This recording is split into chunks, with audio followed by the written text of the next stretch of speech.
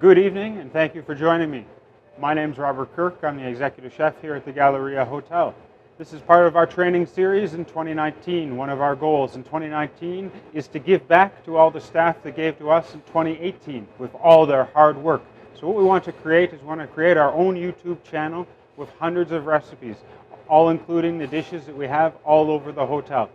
Tonight, I'd like to demonstrate to you a dish that I'm very passionate about. I've been cooking it for about the last 15 years since I've been working in the UK.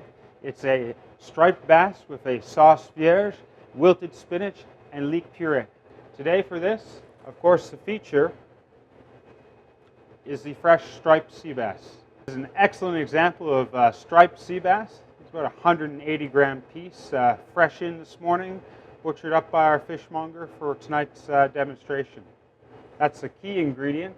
The other main ingredients offering flavor to this dish, two key ingredients. We have the Italian extra virgin olive oil. This is highly expensive, highly prized olive oil, top of the line olive oil, one of the best ingredients we can source here. Then for the acidity, adding the acidity to the dish is basically a pan-seared fish with a vinaigrette sauce. It's based on shallots, sherry vinegar, tomatoes, fresh herbs. Fresh herbs we have here, flat leaf parsley, chives, tarragon, fine French shallots, fresh lemon juice, tomato concasse.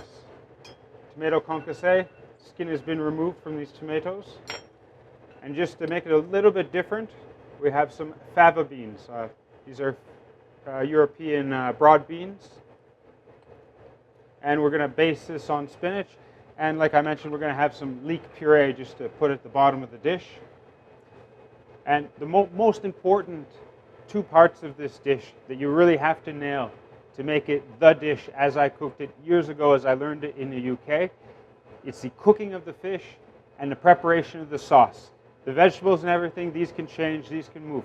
But you must be able to nail the preparation of the fish and the sauce. So, of key importance, of course, first is the quality and the freshness of the fish.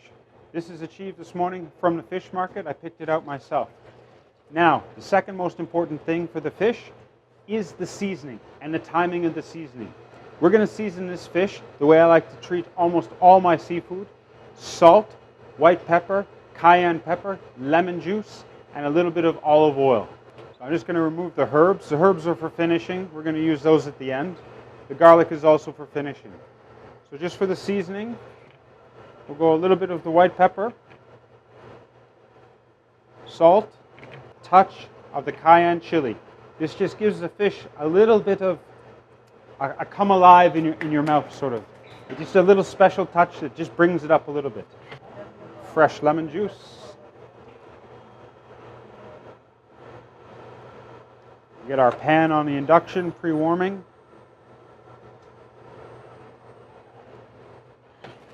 Olive oil.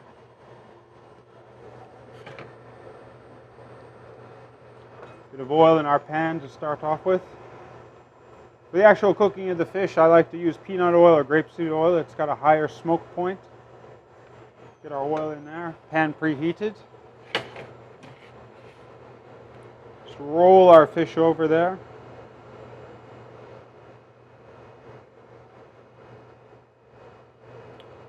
Waiting for the pan to come up. And once we get to the saute point, we're going to see just a little bit of smoke come off that pan, and that means it's almost time to go with the fish. So very importantly, as I lay the fish in the pan, I start it close to me and just let it fall away from me, just to prevent any oil backsplash onto the chef who's doing the cooking. It would cause a burn. It's happened many times before to me. Now, we're going to cook this fish, it's pan-seared technique. We're going to cook it all the way in the pan today. We're not going to try to put it in the oven. We're not going to try to put it under a broiler. We're going to try to time the fish perfectly with the other vegetables and the sauce, just so we get a perfectly cooked fish that the fish will actually be finishing on its way on the plate to the dining room. So you see at the beginning it curls a little bit. That'll relax after a minute or two. Heat's probably just a little bit high. reduce heat a little bit. But you do want to hear this crackling sound, this repulsion between the oil and the liquid that's in the fish. This is what's going to make our skin crispy.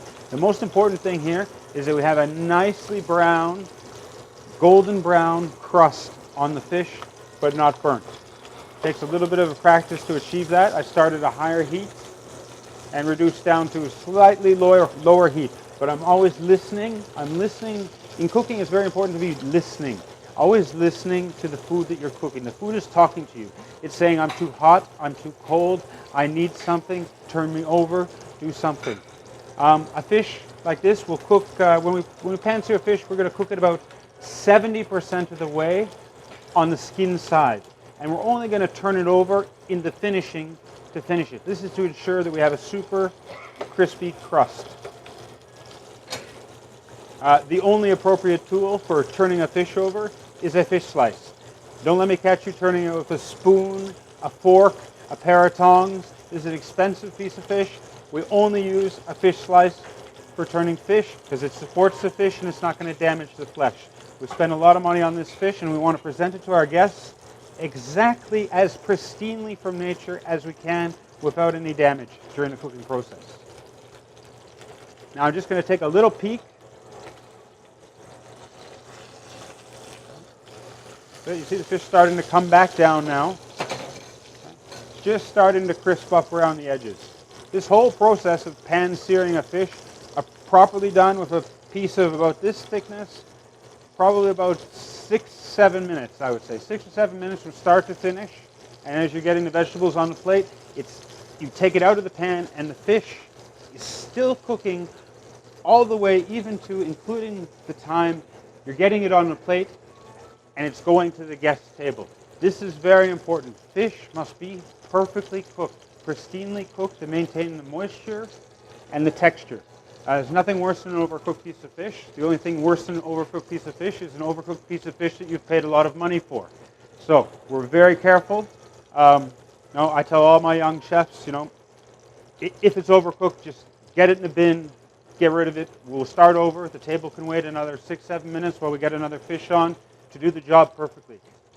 Okay, we have some thyme, we have some garlic, we have some butter. These items we hold out just until we get to the finishing, because if we put them in too early, the butter will burn. We'll have black flecks on the white flesh of our fish. What we want is some foaming butter. So we want to still wait till about the fish is about 70% cooked. Then we'll turn it. We're going to get the fresh thyme in, the smashed garlic, and the butter. Then we're going to start to baste this fish to gently finish it. We're going to baste it in the butter. The butter is going to be carrying the flavor of the garlic and the thyme. I'm going to approach the fish just to take a little peek and to make sure the skin's not sticking. See how we're doing? We're almost at the point where we're going to add the butter, the herbs, and the garlic. As you can see, it's starting to get opaque, almost 50% of the way up the fish. This is telling me it's almost time to turn. But before I turn, I want to make sure that I have that perfect skin crust, nice and golden and crunchy, offering the texture contrast between the flesh and the skin. So now is the point. I'm going to start with just a little bit of butter, which is going to accelerate that process.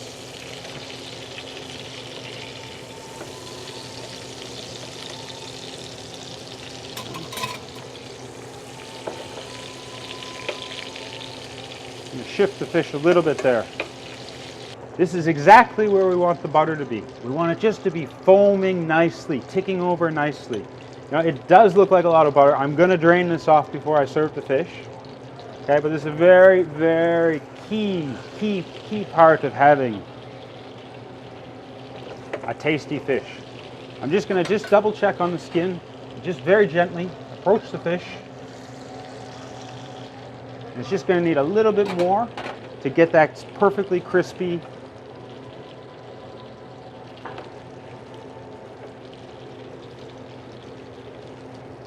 So we can see we're almost 50% of the way up in the cooking, marked by that opaque line that keeps coming up towards the top of the fish. And you can note this fish is about an inch and a quarter in thickness. So as I said, about 7 minutes cooking time.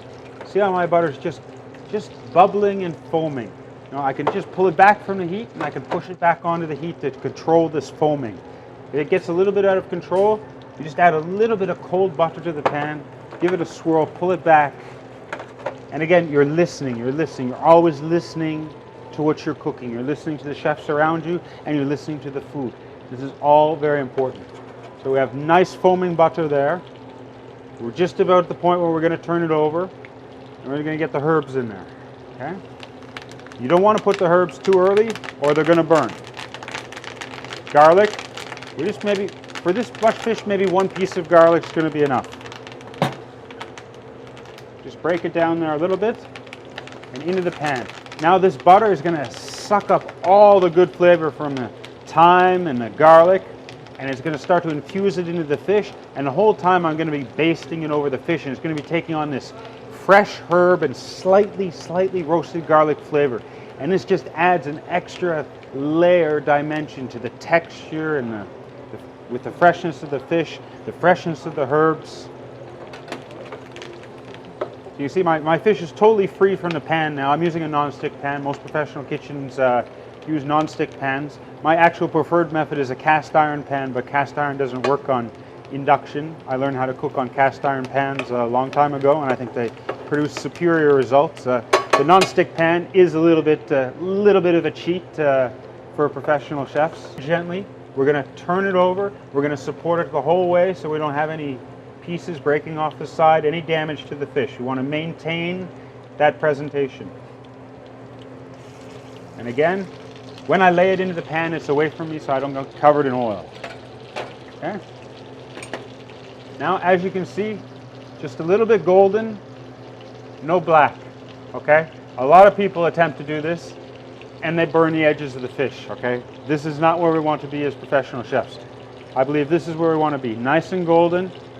I can feel the texture of that skin. So now I can tell I'm on my probably about last minute and a half of cooking time or so. So now I'm just going to adjust where the fish is, and I'm just going to ladle over that butter. Okay? And you see my butter is still foaming. You want your butter foaming, not burning. Foaming, not burning.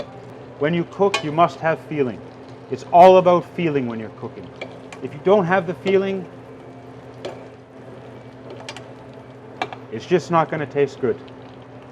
I know this fish is about 80% done. I know there's a little bit in the middle that's a little bit raw still, but I know just in the time that I'm going to prepare the spinach and the sauce that this is just going to be perfectly cooked. Just get the fish out, and just onto a little bit of towel to soak up that excess butter so that the fish is still cooking. It's not fully cooked.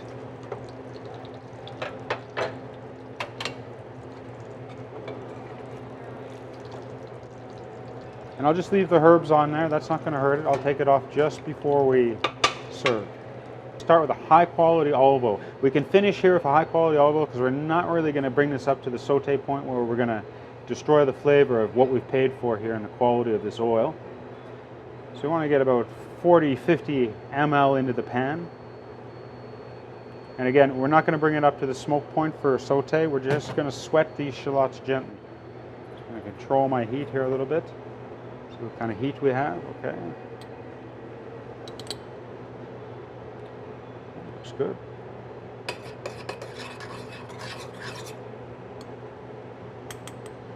About that much shallots for one serving. So basically, as I said, we're making basically a warm or a hot vinaigrette. So our goal here is just to sweat down these shallots without any color. So again, I'm just going to lower my heat, control the heat, just come back a little bit off the heat. And again, I'm listening for that repulsion between the water and the oil to see how strong it is. If we're into the stage where we're going to start to fry and take color on the shallots, which is something we don't want. So again, I just come back a little bit. Okay. And I can tell now some of the shallots are getting a little bit translucent, and the heat that's already inside this pan will probably carry it just about as far as I need to go. Okay, so there we go. So now we start thinking about our other ingredients that have to go into there, and they're basically all finishing ingredients. So at the time when we're ready to serve, we go back onto the heat and we start to finish the sauce. We finish the sauce, a little bit of chopped capers, that's nice.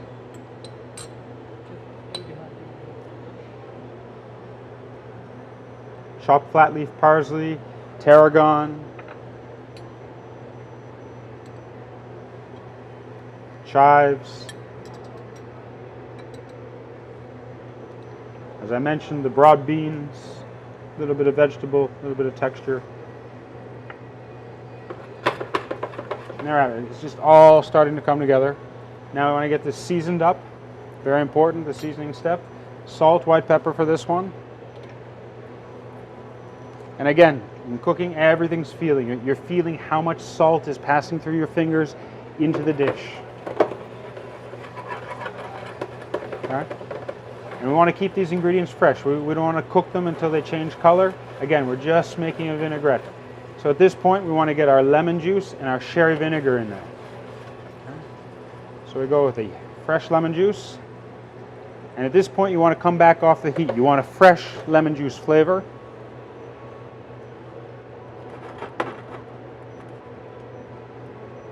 The tomatoes.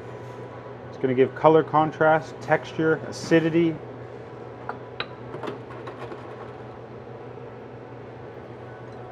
Just at the end, a splash sherry vinegar.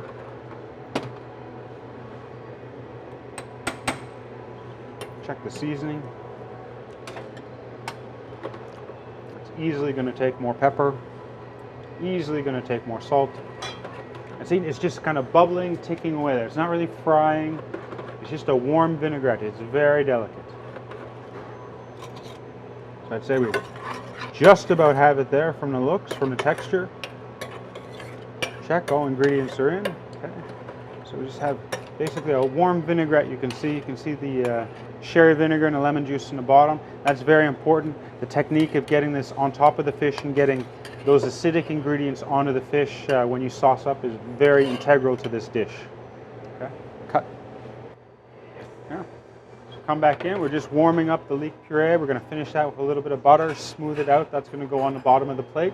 The next thing I got to think about is my spinach. I got to get my spinach cooked. We just have some fresh baby spinach. We've removed all the stems so the guests don't get stems sort of stuck in between their teeth. And we'll wait for our water to come up to the boil for 1 second. See, the puree is a little bit loose, but once it boils down here over the high heat and we finish it with the butter, it's all going to come together.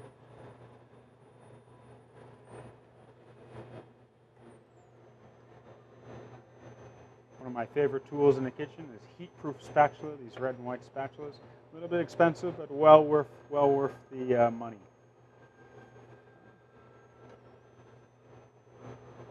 So in the time that we cook the spinach and the fish is just finishing, we'll bring all this together on the plate. We'll simply dress it up and get the garnish on. We'll get it out to the guest and it'll finish just in time. Very much boiling, heavily salted water here. Drop in about 1 portion of spinach.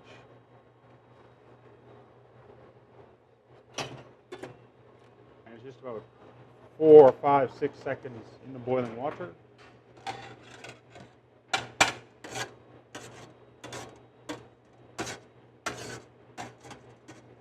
Remove our excess water.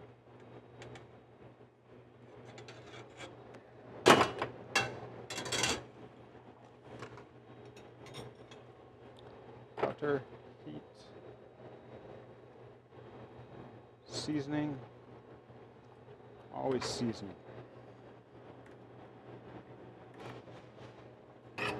Just finishing up with a little bit of butter, salt, white pepper. Some people like to put a little bit of nutmeg. Not me, I'm just a salt, white pepper, plain steamed spinach, a little bit of butter, beautiful. I'm just going to finish off the leek puree now, ready for the plate. Just a little bit of butter going in there. Work in the butter until it takes the butter. Check your consistency.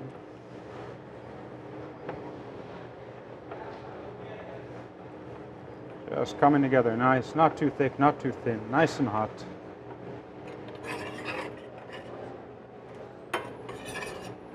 And you see our spinach still has some moisture coming out of it. We need to get that moisture off the spinach before we plate. If we put that onto the plate like that, when we put our sauce, everything's going to flash out. So we need to remove the moisture. Actually, water is one of your worst enemies in cooking.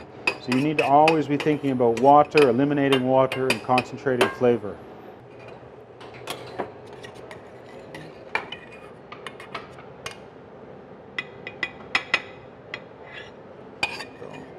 Gives a little place for the fish to sit. There we go. Spinach and leek, great combination.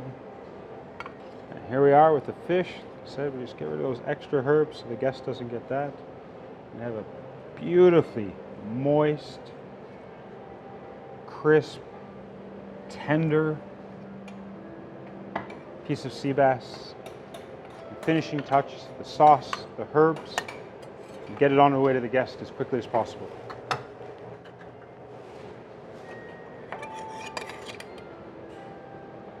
Again, I mentioned you have to really reach down to the bottom of the pan to make sure you're getting the vinegar and the lemon juice that's going to offer the acidity, the contrast in this particular dish. That's it. Our sauce is on. Just a few of the fashionable micro herbs, micro sprouts.